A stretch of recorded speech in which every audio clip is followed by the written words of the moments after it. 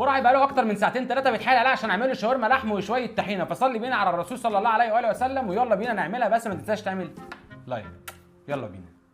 هنجهز ونقطع كل المقادير اللي تحت ايدينا، واللي هنبداها بتقطيع البصل لشرايح بس لا رفيعه ولا سميكه، عشان ندخل بعدها في الطماطم واللي هناخد يا دوب نصها على قد احتياجنا ليها، وما ننساش شاورما يعني رشه بقدونس اساسي فيها. ندخل بعدها بقى في تقطيع اللحم لشرايح طويله، وكذلك نفس البصل لا منها رفيعه ولا منها سميكه، عشان نبدا ننزل عليها بالتتبيله وهي سهله وبسيطه. ملح بقى وفلفل اسود وكمون وتوم بودره وبصل بودره وشويه بابريكا ورشه خل ودحرج الكل، واركن ونجهز الطحينه حبه على قدنا، يعني ننزل بشويه في الطبق وعليهم شويه ميه وتقليب لحد ما نوصل للقوام المتين، وعليهم حبه كمون وملح وتوم بودره وشطه حمراء وحبه خل وعصره ليمون تمزز الطعم معانا. تقليب بقى واركن في التلاجة وندخل في المفيد. طاستك وشويه زيت لحد ما يسخن قوي، وتاكد انه سخن قوي، وانزل عليهم بالكبير وناخد حته احترافيه كده زي الشيفات.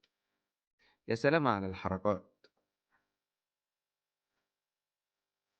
اول ما تحسها قربت تستوي مع التقليب المستمر، انزل عليهم بالبصل والطماطم وكمل دحرجه فيهم وغطيهم رباعيه بالكتير، الكل يدبل في بعضه ويحلل بخار طعمه. يا سلام. عشان في النهايه رشه البقدونس على الوش عشان ما تتبلش معاك قوي وطعمها يفضل في البق. وبالهنا والشفا عليك، وحلال عليا اللايك والفولو والشير، ولو بتتفرج من اليوتيوب ما تنساش السبسكرايب، ولو من الفيسبوك ما تنساش الفولو واللايك، وادعي لامواتنا بالرحمه وصلي على رسولنا الكريم.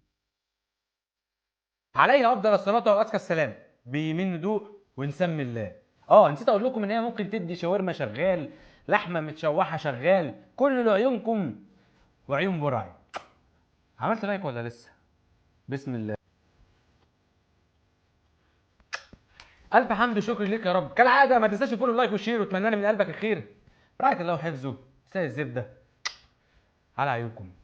استنى بقى، الله اعلم الفيديوهات الجايه هتبقى ايه، بس هتبقى نفس النمط بالمختصر المفيد زي الحقنه في الوريد. سم الله نكمل اكل.